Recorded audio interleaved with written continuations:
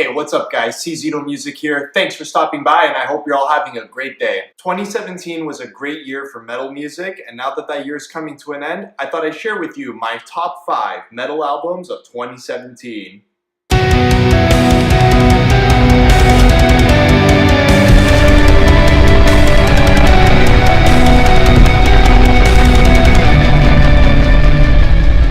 Alright, we're going to start the list with something heavy. At number 5, we have here Oceano's Revelation. Oceano continues with the sound direction that was previously heard on Ascendance, and they continue to expand on that sound. Oceano has this progressive deathcore feel to them where each song is always progressive, themes and phrases always change to either, chugs or breakdowns or tremolo type riffs, and they do a good job with that. Adam's vocals are top-notch on this album. He has a mix between very low gutturals, very piercing highs, and he also does this new vocal technique where it's like whispers, but it's mixed with mid-vocal ranges. It sounds actually pretty cool. So what takes front and center with this album and what really resonates with the listener is the dark, mysterious ambient leads. I feel like the dark, eerie ambient leads is what takes charge of each track, whereas the instrumentations like the drums, guitars, and bass works is more like a secondary element that complements the ambience. Songs that stood out to me are Dark Prophecy, the album's opener,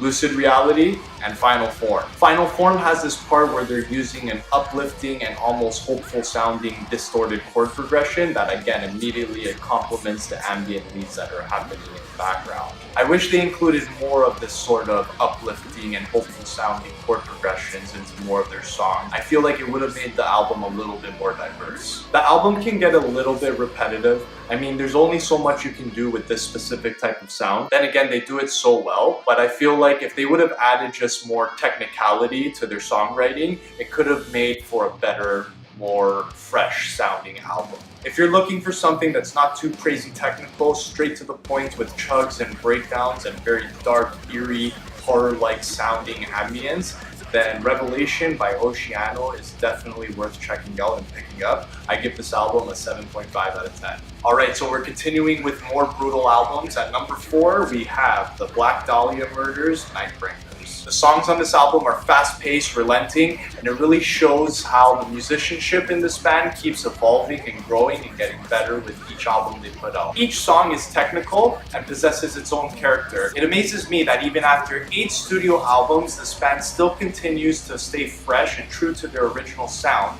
but also adding new, unique elements to their music. For example, the last song on this album, called The Lonely Deceased, has a classical guitar element to the song, which gives it, something fresh and new for the listeners to hear. The guitar compositions are technical and also deliver some catchy and unique phrases, and the solos on this album are fantastic. Drums are also top-notch on this album. Alan Cassidy really knows how to complement the guitar and bass works, and he does very subtle things to his sound in order to make his drums stand out. Trevor is at his best here. I honestly believe that his vocals on this album truly do sound the best. His highs are much more cleaner and crisp, whereas his lows have a really more guttural and deeper effect as well. However, on the downside, not all songs here on this album are memorable. I mean, there's only 3 songs that come to mind where I would definitely go back and listen to, which is the album's opener, Widowmaker, Nightbringers, as well as Kings of the Night World.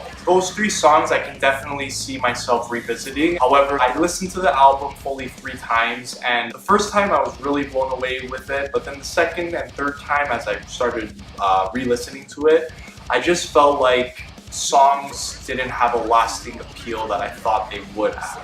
That's the only downside on this album. I mean, it's still a fantastic album, don't get me wrong. I would still recommend it to any metalhead out there. But I'm still giving this album an 8 out of 10. It's definitely worth checking out and picking up. I would recommend it to any metalhead out there. But I just wish that more of the songs on this album had a more lasting appeal to me. Alright, so continuing with some more brutal music, we have a band's first full-length album at number 3, which is Slaughter to Prevail, Misery Sermon. So this is the first full-length album by Russian deathcore band Slaughter to Prevail, and I gotta say, way to make deathcore great again, guys. Do that wall! Do that wall! Now, I've been following this band ever since they released their first EP, which was titled Chapters of Misery, and I've been following them even before that when Alex Terrible was just a one-man band doing his thing on YouTube. I've watched him when he did his first video, which I think was the Wait and Bleed vocal cover, and ever since then I was just like, man, I wish this guy had his own band. Then when To Prevail became a thing, I was like, yep, definitely gotta check these guys out. Alright, let's talk about the album. Is it good? Is it worth it? You're goddamn right. Yeah, man, this album really does bring deathcore back to the roots. It brings back all those classic deathcore elements and, pretty much makes it modern and fit for the times that we're at right now. Now, they don't necessarily invent anything new, but then again, this isn't a bad thing because, like I said earlier, they do bring back all the classic elements of deathcore, like dark and mysterious, eerie sounding ambient beats, fast tremolo picked styled riffs, and very heavy and very creative breakdowns. These are some of the best breakdowns I've heard in recent years because breakdowns to me, they sort of got old, especially as I dug deeper in my metal song library.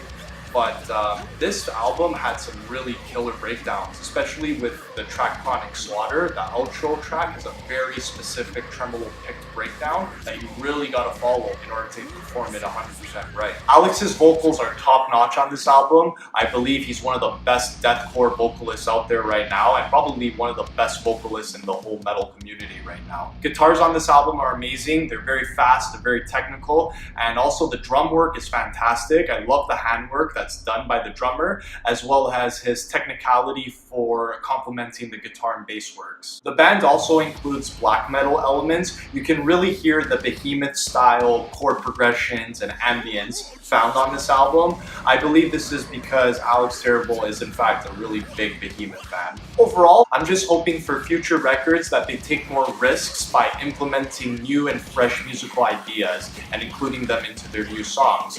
But honestly, this is a great first album, giving it an 8.5 out of 10. Highly recommended.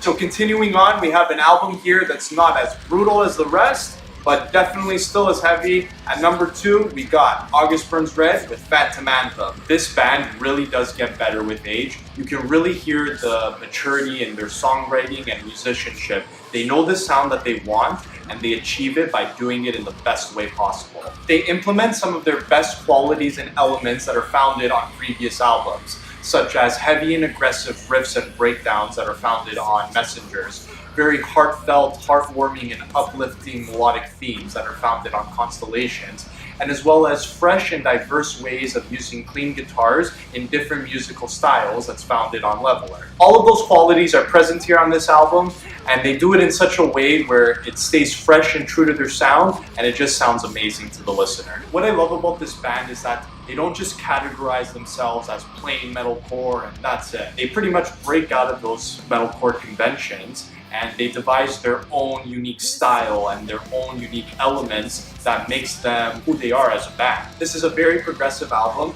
ABR is notorious for using progressive style of song structures. They include new musical phrases and motifs that work well together in order to complement the music. Now, each song does have a progressive musical song structure. However, it doesn't feel like it's 10 songs that are force-fitted to one. It actually feels like it's the same continuous song and it flows very well together. Jake's vocals are at his best here. He does a great job of blending together highs, mids, and lows, and also including different vocal styles such as hardcore vocal techniques as well as vocal chants, and he even fits in clean vocals, which was surprisingly good. I'm a guy that's actually very picky when it comes to clean vocals introduced into metal music, but he did a great job of blending the cleans to fit with what's happening in the context of the music. So that's why I like them.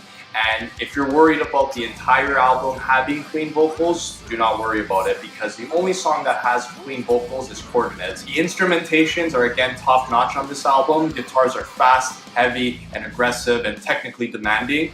And they find new ways to keep the songs fresh and have character. Drums are amazing. Matt Greiner never disappoints when it comes to the technical aspects of drums and complementing what's going on with the guitars and bass. And even the bass stands out on this album. During the clean guitar interlude sections, the bass delivers some memorable bass lines that really spice up the song and works well together to complement the overall musical structure. Overall, I really enjoyed this album. There's not too many bad things I can say about this CD other than maybe 2 of the songs out of the 11 tracks didn't really resonate as I thought they would. But I mean, that's something hard to accomplish when it comes to a full-length album, and they did an excellent job with this, hands down. 9 out of the songs for me are bangers, with maybe 2 that I probably don't see myself re-listening to anytime soon.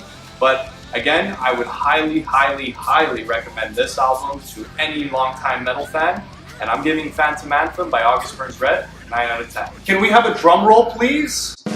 It is time to unveil the #1 metal album of 2017. What's it gonna be? Well, this one took me by surprise. It is heavy, brutal, and disgustingly amazing from first song to last. This one is Wrong One to Fuck With by Dying Fetus. Dying Fetus is an American brutal death metal band that I had the pleasure of listening to back with their last album, which was called Reign Supreme. Ever since they announced they were doing a new album, I was really excited and I was looking forward to it, but man, I did not expect it to be this good.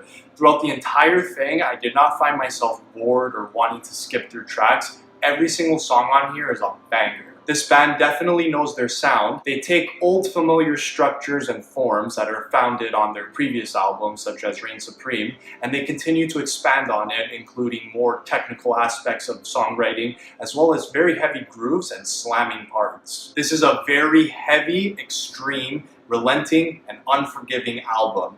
Dying Fetus is one of those few death metal bands that is able to capture and perfect the sound. It's a very progressive album that's always rapidly changing parts and going into new sections. However, it doesn't feel that it's rushed or force-fit at all. It's actually pretty natural. They come up with very creative and subtle ways to transition into a new melodic idea. The grooves are catchy, slam parts are brutal, and the technicality is top-notch. Songs that stood out to me are the album opener, Fixated on Devastation, Panic Amongst the Herd, Die With Integrity, the 6.5-minute brutal Reveling in the Abyss, Seething with Disdain, and the album title, Wrong One to Fuck With.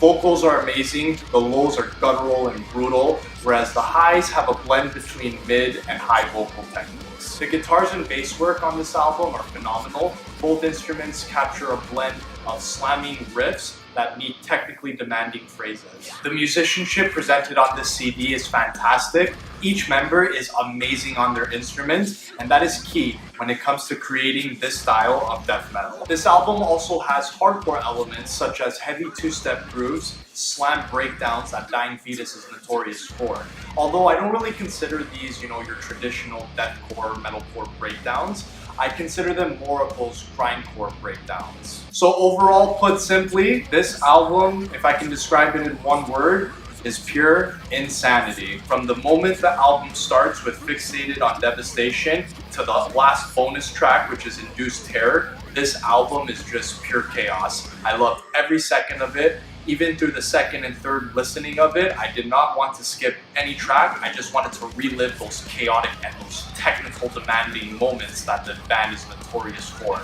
I'm giving this one a 9.5 out of 10, and that is the reason why Wrong One to Fuck With by Dying Fetus is my #1 metal album of 2017. Definitely worth checking out, guys. Pick it up. Well, that's it. That's my top 5 best metal albums of 2017. I'd like to know in the comments below what your 5 best metal albums of 2017 were. So if you made it this far in the video, I really appreciate it. And if you're new here, subscribe. I release a new video every week. At least I try to. And yeah, thanks for all the support. I love you guys. You guys are awesome. Stay safe. Have a happy holidays. And try not to get too wasted. Peace.